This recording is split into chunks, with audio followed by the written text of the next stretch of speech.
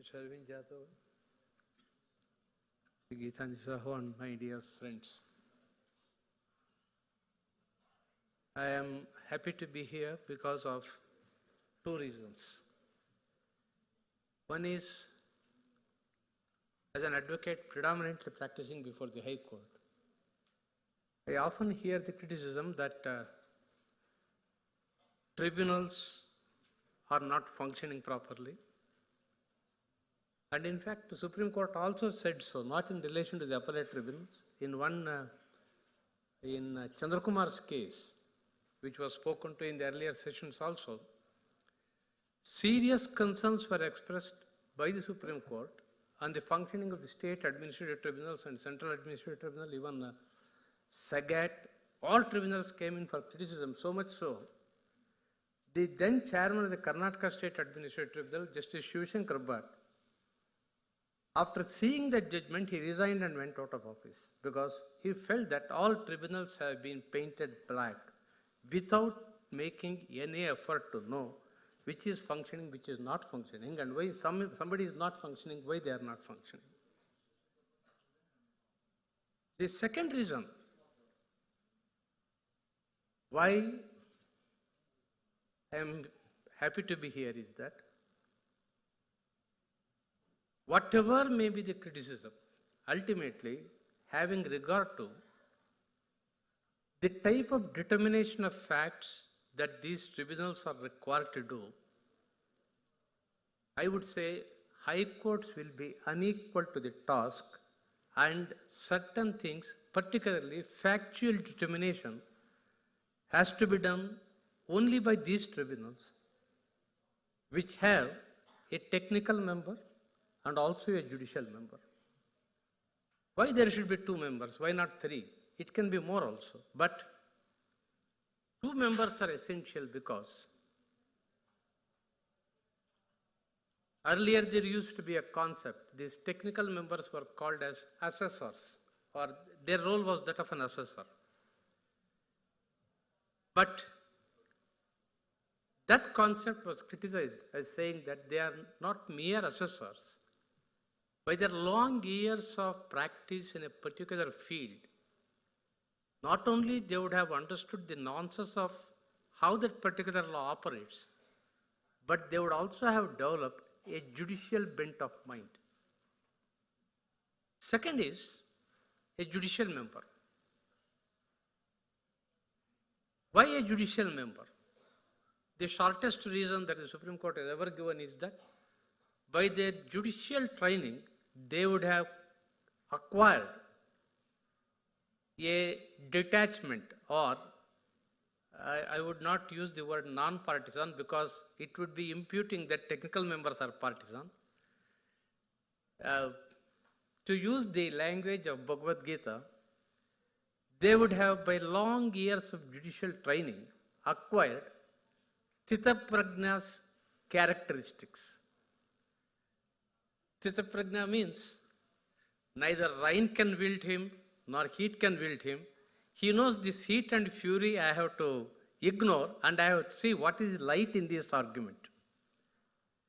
An untrained mind, which is not judicially trained, is likely to be taken by the emotional appeals of the advocates and what all things we do in the court. Of course, standing that side, I will also be doing the same thing. Otherwise, I will not be a successful advocate. Therefore, these two ingredients, that is a judicial member and a technical member, it is a mix of experience in the subject, knowing how that law works in day-to-day life, that is the part of the technical member, and then the judicial member, without being emotionally attached to any particular argument, how justice can be rendered. This is how the concept has developed over a period of time. Now, what is the role of the High Court in all these matters? Every one of these appellate tribunals acts, irrespective of the state. One common thing I find is that, except in taxation, where they say that a revision will lie to the High Court, In rest all the appellate tribunals enactments, one thing you would find is decision of the tribunal is final. This sentence you would find in every enactment by which these appellate tribunals have been formed. What is the finality and why that finality should be attached? Any issue that comes up before any judicial body, whether it is appellate tribunal or the High Court or the Supreme Court, it will have two aspects. One is question of fact. Another is question of law. On question of fact, invariably, the High Court or the Supreme Court do not interfere, except where the determination is so bad on facts that it should be properly be condemnable as perverse. What is perversity? If you ask me what is perversity, I cannot define it, like natural justice. Natural justice is one concept that can never be defined because it has situational flexibility, and situational flexibility means not only fact situation but consequence also. Consequential, suppose what will be the consequence? That also will have a bearing on what type of natural justice will have to be followed. That is why in every service rule you will find, for warning a person, you need not hold an inquiry. A notice and receiving a reply is enough. Suppose you want to dismiss a person, elaborate inquiry will have to be held into. That is why when he says situational flexibility in natural justice, this whole gamut of several factors will have to be taken into account. If it is a question of determination of fact, normally the superior courts do not interfere. In fact, as early as in the year 1960 or 64, Supreme Court said, on questions of fact, Commissioner of Income Tax is the final authority. In fact, in the Thappar's case, it was again repeated. There is an assessing officer, there is an appellate officer, and after that it goes in revision before the, whole review, it goes before the Income Tax Commissioner. Therefore, when it comes to question of fact, High Courts and Superior Courts do not interfere. But there is a caveat. Suppose a determination has been made without hearing both the parties. Hearing means what? In fact, how the Supreme Court itself can err when it came to question of hearing. Just one example I will tell. Abdul Rahman Antule's case, everybody knows. It all started with that Indira Pratibha Pratishthan or something like that. The allegation against him by Ram Naik, who is now I think presently governor of some state, was that in allotment of cement to builders, illegal considerations have gone into. What is the illegal consideration?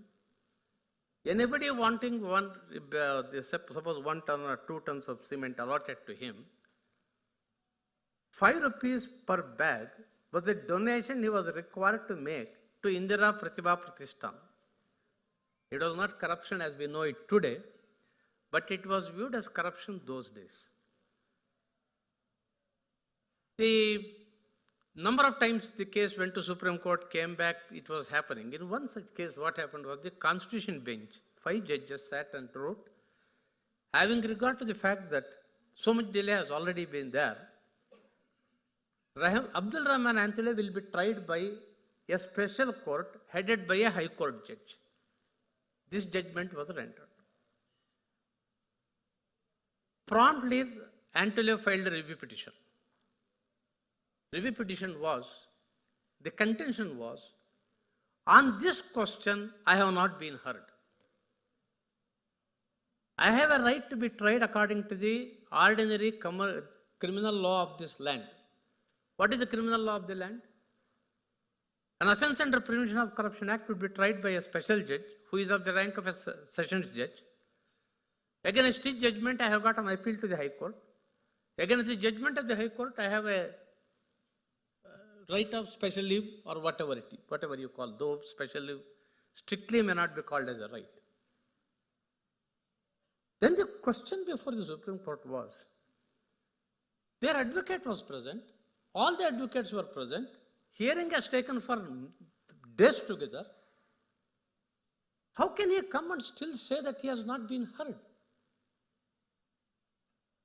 Then the Supreme Court realized this issue, whether he should be tried by a sessions judge or by a special court headed by a High Court judge, never came up for discussion in the court. That was not put to the parties. That was not part of the pleadings. On that issue, parties did not have opportunity of hearing. And Supreme Court goes on to say, no doubt, order was passed in the presence of the advocates. When the order was passed in their presence, they would have heard it. They could have responded to it. They did not, because it was not their duty, because that was not a point on which they were heard. And 7 judges sat, and with great courage, they accepted that this is a wrong we have done, to the extent that we have not heard him. That is what is meant by hearing, because I had the privilege of sitting for some time in the earlier session where the number of questions were being asked. What is this natural justice? It is creating so much complications. It is increasing the procedures, and then why not to define natural justice? There are certain things which cannot be defined, but it can be pursued. Long years ago, when I had a discussion about this, there is a clause in all the service rules, compulsory retirement in public interest. Fundamental Rule 56J in central rules, then some other rules, number in the state rules, but some and substance of it is, after a certain number of years of service, a civil servant can be compulsorily retired in public interest. No reason need be assigned. But it doesn't mean that there need not be any reason. This is also part of natural justice. What do you mean by no reason need be assigned? Does it mean that there need be no reason? Reason has to be there. Only thing is, it need not be communicated to the party. Why this concept of compulsory retirement in public interest came? All of you would be hearing these stories in our day-to-day life. There will be enormous reputation of a person, not for good things. Generally people know, oh, he is corrupt. But he is so cautious, careful, intelligent, manipulative, no evidence is left anywhere. I asked, why do you want to have in a democratic society this compulsory retirement in public interest? Why? Then the answer I got from Mr. Kelkar, who was then finance secretary, was, at the Union of India, was that, Mr. Rajgopal, you won't know, there are certain persons, when they are walking in the corridor, we can see a halo of corruption around them. Like Ramji,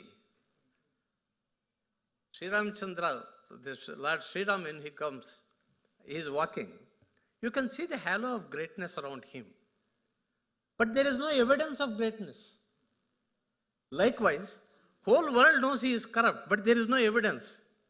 How long you would expect us to tolerate him as a public servant in this country? Therefore, this exit valve is provided, which does not cause any injury, but at the same time it eases out the undesirable elements from the system. Like that, natural justice is something which does not which cannot be tested on a particular aspect. When you read the entire file, suppose the tribunal has decided a case, on going through the entire file, you may find every provision of law has been followed, but still you will get a feeling somewhere something is amiss in the type of hearing that has been given. That is failure of natural justice. It cannot be defined, but it can be perceived. And that perception you will get by constant training and continuously being in it. In it means not in doing injustice, but in looking at the things dispassionately.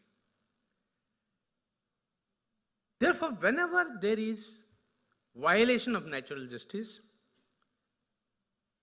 the writ court would interfere as a part of judicial review, because I think I missed one point in saying, when you say that the decision of the tribunal is final, how can you still have a remedy of writ petition against that order? That is because judicial review is a basic character of our constitution, or what you can say, basic structure. It is a basic structure of the constitution. And this judicial review, when the questions of fact can be interfered by the High Court or by the Supreme Court, is that when hearing has not been given. Hearing means I am talking of, in its largest perspective, propounded by 7-judge bench of the Supreme Court in Abdul Rahman Anthuli. Hearing means not a mechanical hearing. Hearing must be real and substantive. That is, every evidence must be received in the presence of the parties. Party must have opportunity to question the evidence tendered by the other party. What is the case set up by one party must be made known to the other party. We receive sometimes notices from the courts without even enclosing a copy of the plaint. And yes, we have given you notice, come what you have to say. Plaint is not served on me, how can I say anything? The hearing must be real and substantive. All the no material which is not put to the other side should be relied upon. And the finding arrived at should not be so perverse as calling day and night. After hearing both parties, somebody may decide we are sitting in a field, but every one of us knows that we are sitting in a room. That would be the height of perversity. So these are the limited areas. But on questions of law, judicial review is unlimited. In fact, on the question of on tribunals' judgments, what is the scope of review is laid down. Again, from 1960s onwards, we have not laid down anything new. Only thing is, we have been telling the same thing what has been told earlier. In fact, this even today, after 53 years of this judgment, if anybody is asked under what circumstances and to what extent a writ court can interfere with the judgment of a tribunal, what occurs to anybody's mind is glorious judgment rendered by Justice Gajendra Gadkar in Syed Yaqub versus K.S. Radhakrishnan. There the appeal to the Supreme Court went from order of a RTA, Regional Transport Authority. Supreme Court said, finding of fact reached by an inferior court cannot be upset by the Supreme Court or the High Court except where it is perverse.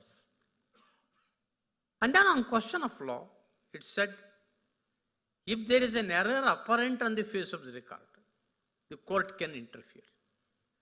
But there is again another difficult to say, what is error apparent on the face of the record?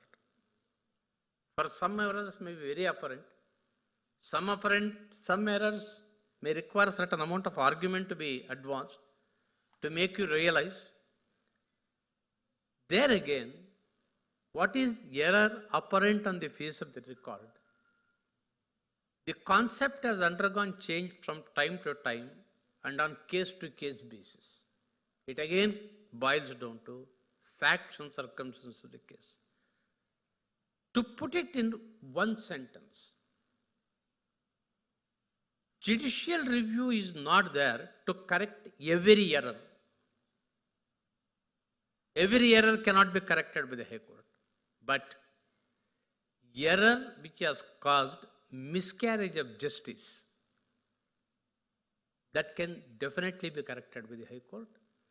And if High Court has committed a similar error, Supreme Court can correct it.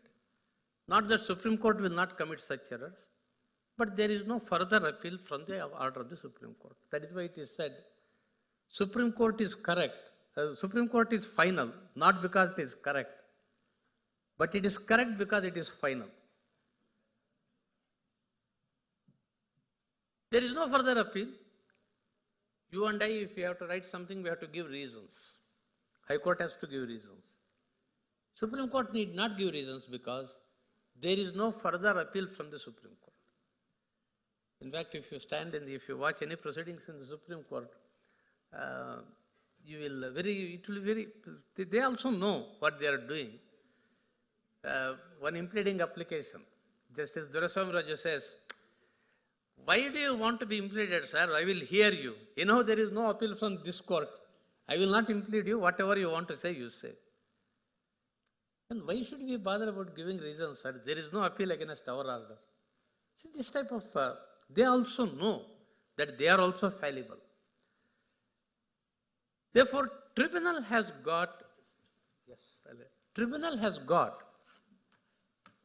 finality in certain matters, but in large area of matters, it is not final. And to what extent this power of judicial review can be exercised, to what extent it cannot be exercised, where it should stop, or where this should say thus far and no further, this is an evolving matter which should come over a period of time. I think I'll stop here and let my colleagues interact. Thereafter, we will have some adequate time to interact with each other. Thank you very much.